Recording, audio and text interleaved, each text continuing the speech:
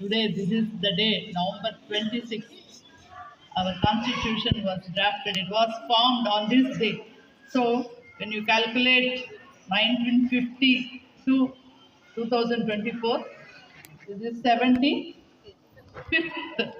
Constitution Day. So let me say a few things about our Constitution. As we all know, today is an historic occasion. Our sincere prayers to all the great souls, humble and pure souls.